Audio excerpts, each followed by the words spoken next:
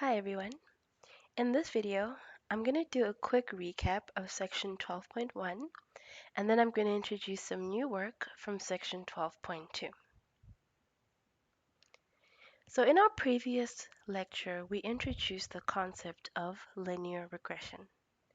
I gave you these two examples. Age and blood pressures could be two variables that you're interested in modeling the relationship of.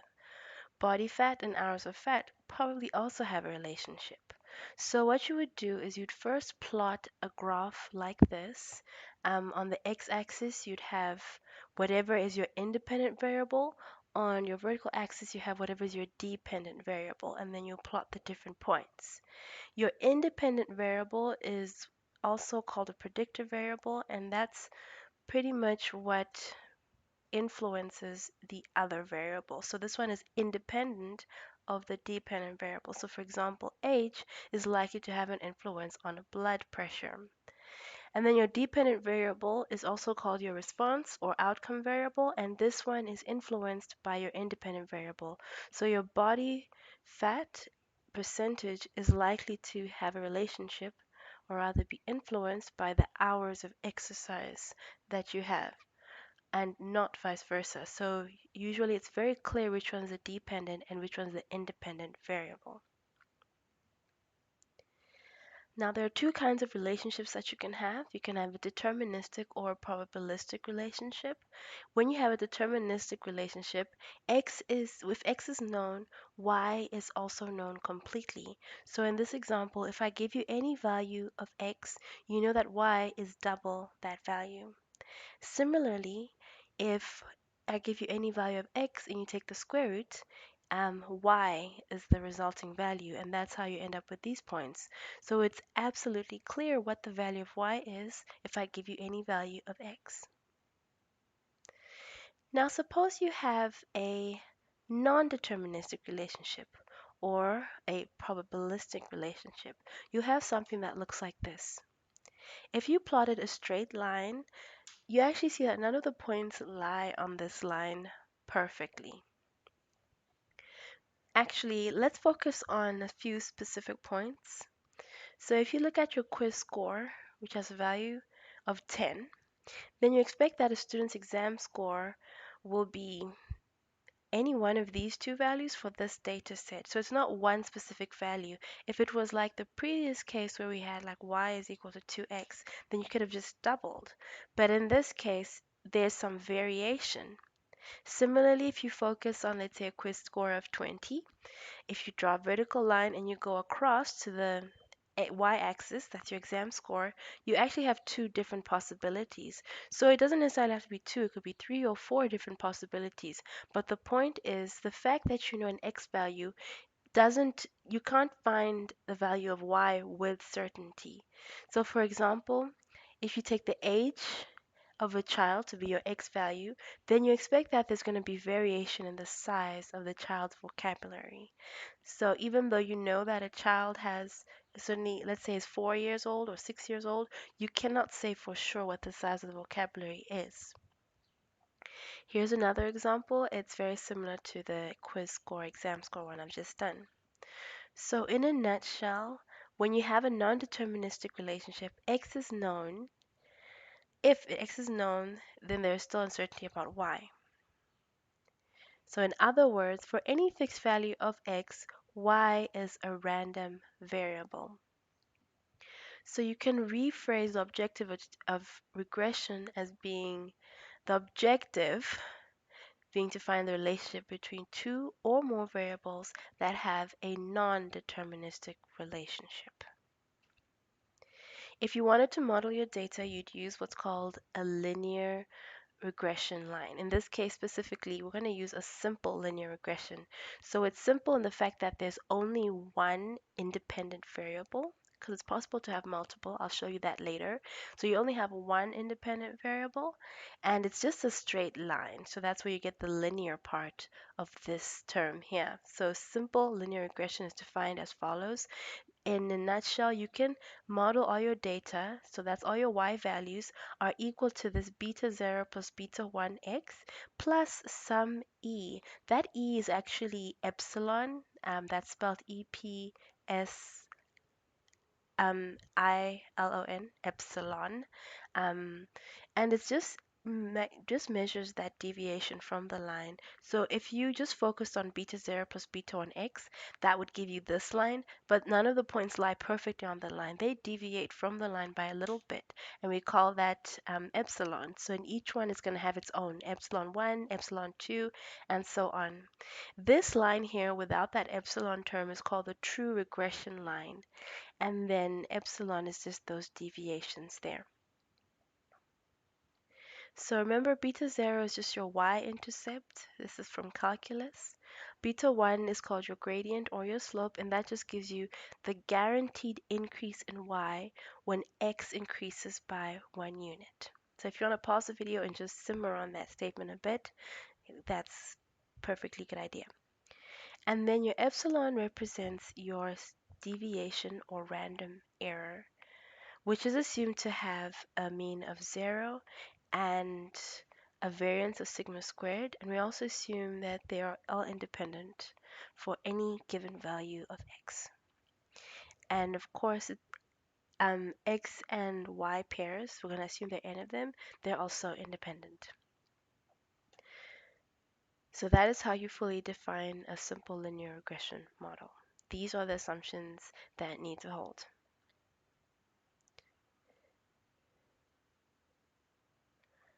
Now, let's consider this data that I have generated. I just wanted to make it very clear. Like, suppose we focused on x is equal to 0. If we wanted to find the value of y, there are three different possibilities. So if you just look at this, there's actually a spread. These values are actually spread out. So in other words, y given some value of x, in this case y given x equal to 0, can be thought of as a random variable. And you can look at all the other cases. If you fix any value of x, you get a variety of values for y. So you can see that y given x value, any x is a random variable. So in the next few slides, we're going to actually find what is the distribution and the relevant parameters of y given some fixed value of x, since we've just agreed that it is a random variable. So these should exist. So for starters, we know that y given x star has a normal distribution. This is because we've assumed that this epsilon term follows a normal distribution.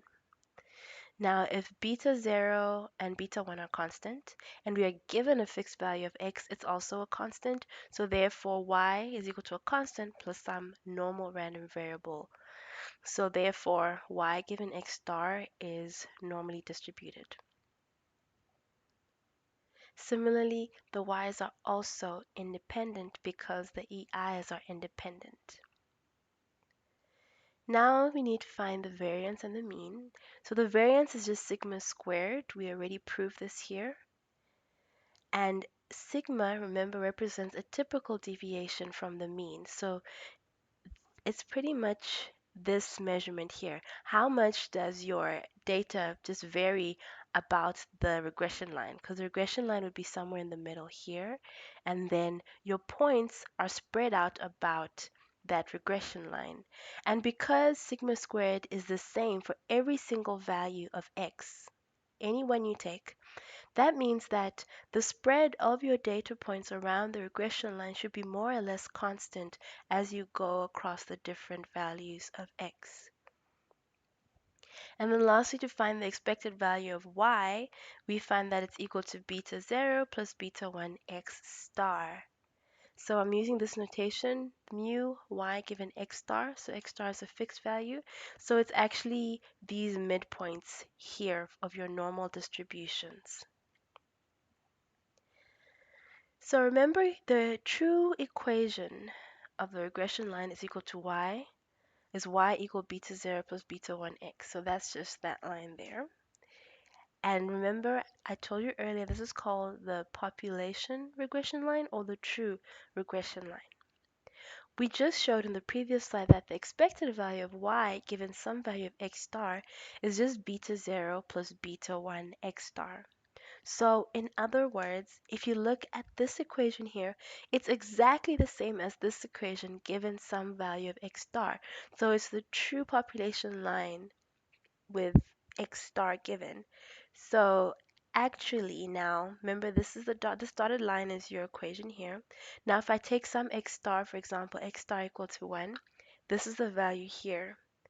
And you're going to find that all those expected values are going to lie on that line. So it leads us to this statement from the textbook. The slope parameter beta 1 can now be interpreted as the expected increase in y or the true average increase in y. So the true average interpretation would come from here because this is the true regression line. The expected average increase would come from this line here, because remember it gives you the expected value. So there's your expected increase or your true average increase in y associated with a 1 unit increase in x. Example 12.3 gives you a little bit of now an example of where you're going to use this stuff and how it's going to work. So they give you the true regression line, which is y equals 65 minus 1.2x, and then they give you the value of sigma.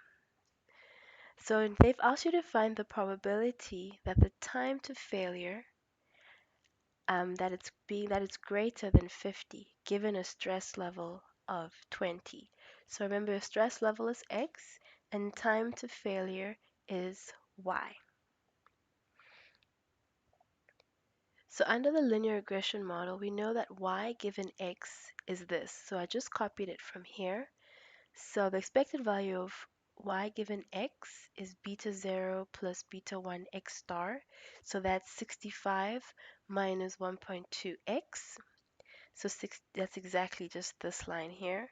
And then your sigma was given to be 8. It's just sigma squared. So that's how you get the distribution of y given x. And in general. But in this example, they're actually asking you for a probability of y given x is equal to 20. So just looking at that.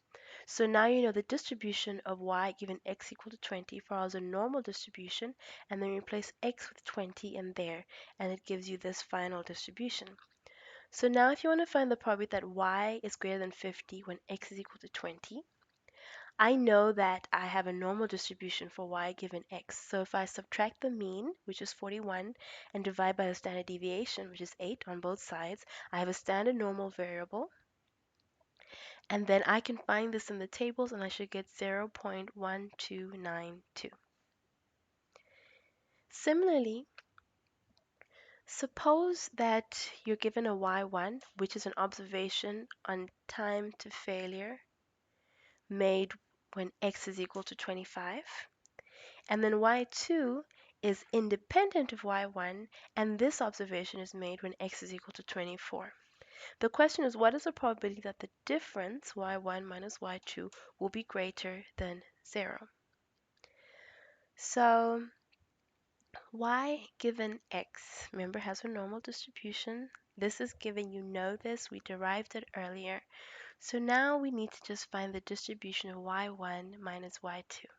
Remember, this is a linear combination and they're independent, so that means this also has a normal distribution. So we need to find the expected value and the variance. The expected value is y1 minus y2. And if you put the expectation inside, you end up with 65 minus 1.224. So that's just this thing with 24 substituted inside, minus expected value of y2, which is this term here. So instead of 24, we have 25 in place of that x, and the difference is minus 1.2. And then for the variance, we've been told that y1 and y2 are independent, so you're allowed to put the variance inside. So you end up with the variance of y1 plus the variance of y2, which we know is just 8 squared from here. So 8 squared plus 8 squared gives you 128. So if you want to find the probability that this difference is greater than 0. You know this has a normal distribution, so you subtract the mean and divide by the standard deviation, and this is the probability that you should get.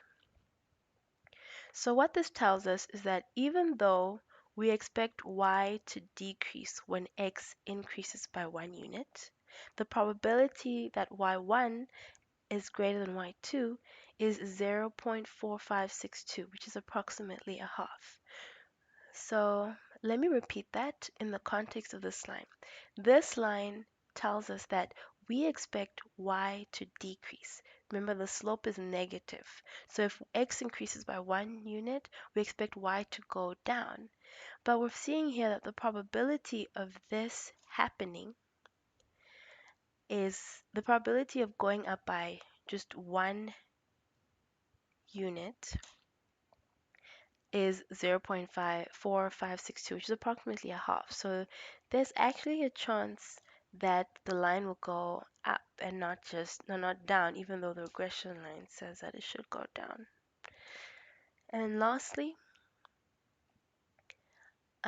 this is called your multiple regression line. So I told you earlier that a simple regression line only has one independent variable, but you can make a linear combination that incorporates different things. So for example, if y is the life expectancy of a person on a medical aid scheme, the different things that can influence the life expectancy could be x1, which is an age, x2 could be whether they smoke or drink or not, x3, 4, 5, and so on could be any other factor that you think has an influence on y. Now, naturally, as the values of x start increasing, you can't draw this on a two-dimensional graph anymore. You need to draw it, well, up until x2, you can draw it on a three-dimensional scale. But before that, beyond that, for x, if you have x4, x5, x6, it's not possible to draw that and visualize it anymore. So this is what a multiple linear regression line looks like. So you can just keep that at the back of your mind in case you need to work with something like this in future. So this is all that you need to know for section 12.1 according to your study guide.